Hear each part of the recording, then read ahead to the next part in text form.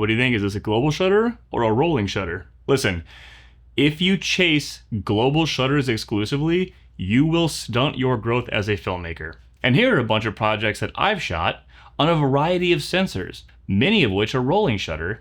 Can you tell the difference in the readout speeds of any of this footage in these projects? Do you find any of the motion cadence in these examples to be unwatchable due to the rolling shutter? Always remember that as technology gets better, tools improve, and we have access to cooler and cooler pieces of gear to do more and more creative things with. Don't simply let yourself get swept up in the hype, and don't let people tell you what you need for your projects. Case in point, unless you found all of the fight sequences in the entire John Wick series to be simply unwatchable due to rolling shutter, you don't even mind, because those were shot on ARRI Alexas, and every ARRI camera has a rolling shutter. Now, by the end of today's video, you're gonna know all about global shutters, what they're good for, and why not all rolling shutters are created equal. Now, first off, let's cover the 3 main reasons that you might think you need a global shutter. Those are, of course, fight scenes and action sequences,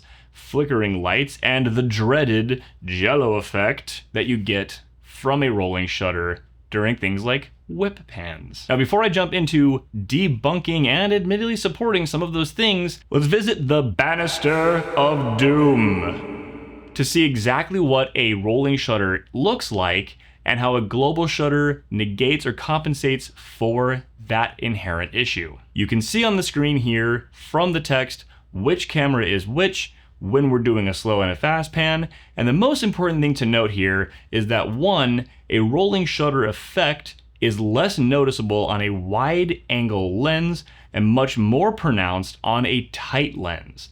In addition to that, the faster you pan, the more of this sort of jello or rolling shutter effect you get. If you use super sharp frames, we're talking 120, 90, 45, 30 degree shutter angles, you're gonna notice it a lot more. If you use normal motion frames, like 180 degree shutter angle, you're going to notice it less, because at a certain point, your pans become actual whip pans where all the information is sort of blurred in a rapid transition anyway. So unless your film requires static objects being whip panned across as the subject and focus of your video, you probably don't need this global shutter thing in order to tell your story.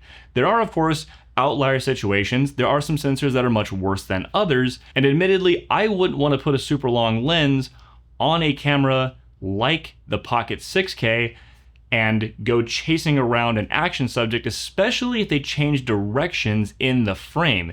You can get away with more than you realize if you're chasing a subject from one end to the other, but it's when you stop and turn back suddenly that you notice the angle of the whip changes to the opposite direction, and it's in that change of direction that you get what people really refer to as the jello effect. This also happens when you bump the tripod a lot and vibrate, which can be really weird when you're doing things like riding in a car that you're trying to hold your shot steady, can become really, really awkward and very gelatinous in the frame. Now, if you can shoot higher frame rates, you can assume the sensor can refresh faster, and a higher frame rate available sensor is gonna have less jello effect because of that. And the reason is, even when your sensor scans from top to bottom, which is how a rolling shutter works, the faster it scans, the less of that effect you get. In addition to that, the URSA Cine 12K has an even faster readout, especially when shooting 4K or 8K. It can literally increase the speed at which it reads through that sensor data. So you shoot in 8K and 4K, you actually reduce your jello effect even more. Now we're talking ranges of 140 to 240 frames per second you can record on that sensor, which again hugely reduces the readout lag between frames and between exposures. Now, as you can see with the red Komodo, which has a global shutter, no matter what we do with our whip pans, with sharp frames, soft frames, you name it, fast, slow, anything, those vertical bars stay perfectly vertical at all times. And the reason for this is the entire frame captures at a single moment every single time. Now, the irony here is many global shutters have slightly lower dynamic range, and they don't have the same super high frame rate options as the rolling shutter alternatives.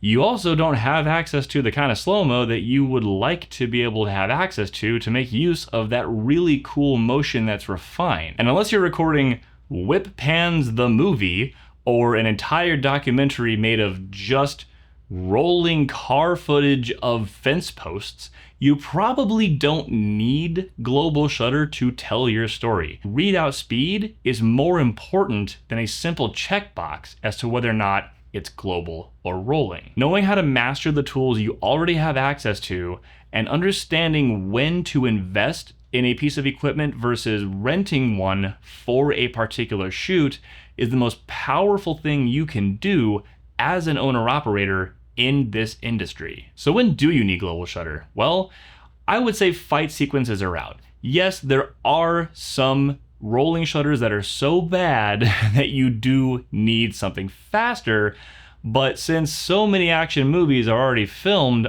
on ARRIs, none of which are global shutter, the answer is definitely no, you don't need global shutter to shoot an action sequence. Now, when it comes to things like flickering lights, it is worth noting that though you can compensate by matching your shutter angle and frame rate to a fraction of the power grid, something I'm happy to make a whole video on later if you'd like to know about that, there are certain lights that pulse at a frequency that is not your standard 60 or 50 hertz.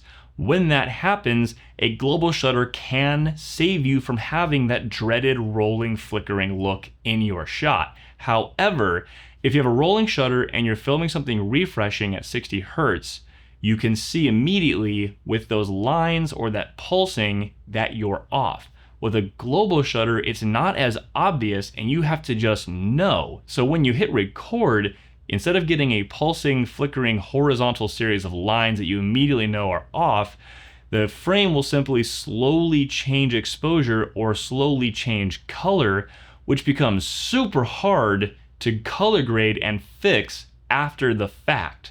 So sometimes it's actually better, for the sake of knowing when you need to fix that setting, to actually have a sensor that shows you that problem. Which sounds a little counterintuitive, but when it comes to filming, build it in pre-production, execute it on the day, and use post for polish, guys. Don't lean on your tools more than your knowledge, and don't lean on post-production to fix broken footage. Now, for those of you who have YouTube Premium, go ahead and hit the download button below so you have access to this video and information even when you're offline, like in a remote location where you might be filming with no service. If you know anyone who is obsessed with the concept of global shutters, send them this video. And if you found any of the information here helpful or entertaining or educational, go ahead and give it a like, subscribe to the channel, hit the bell, share it with your friends, comment below, and let me know if you have any additional questions or if there's any other content you would like me to cover regarding this information. Otherwise, I'm going to jump on the next project that I have lined up for you, and I will see you on that video.